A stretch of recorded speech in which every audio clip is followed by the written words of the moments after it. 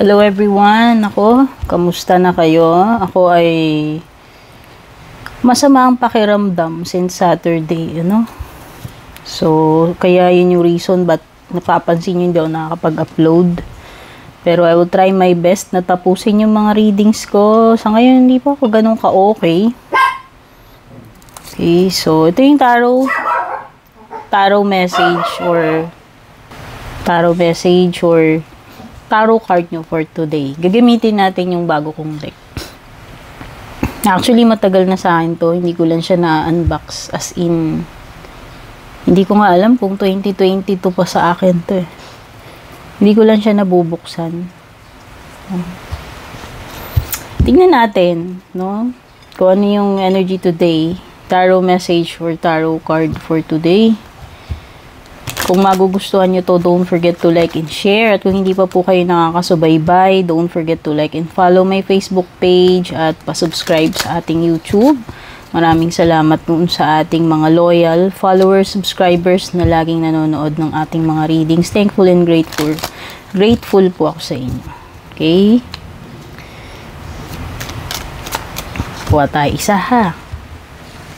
Ito yung mini. Mini lang ito. So, pwede ko ito ipan-travel.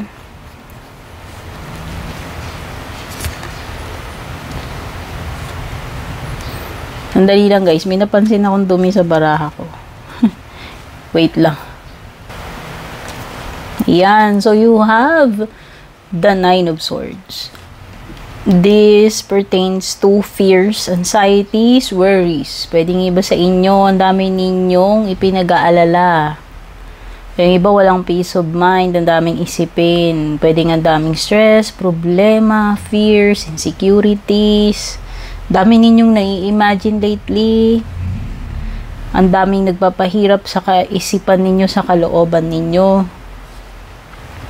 This is paralyzing fears. Yung iba, pwedeng magpapanik kayo about something, nag-overthink, kahit hindi naman dapat nag-overthink. Ito, literally, is yung mga negative thinking, negative thoughts, feelings, emotions na nag-overwhelm sa inyo. Kumbaga, kinakain kayo na itong mga naiisip ninyo. Walang katahimikan ng isip. Hindi ko alam. Some of you, pwedeng may iniiwasan kayo. Ayan, pilit tinatakasan. So, nakita niyo yung Big Bunny. So, parang takot na takot kayo dito. Baka you're having nightmares. Baka may mga tao or mga tao kayong iniiwasan, or may mga traumatic experiences kayo. Yun yung mga parang tipong takot na takot kayong matsyempuhan na itong tao na to or kung ano man ito, mga bagay na pilit ninyong tinataguan, iniiwasan. Okay? Dahil out of fear or out of trauma, hindi ko alam. So, pwedeng maraming reasons. Okay? So, this is your card for the day or tarot message for the day. Take care and God bless everyone.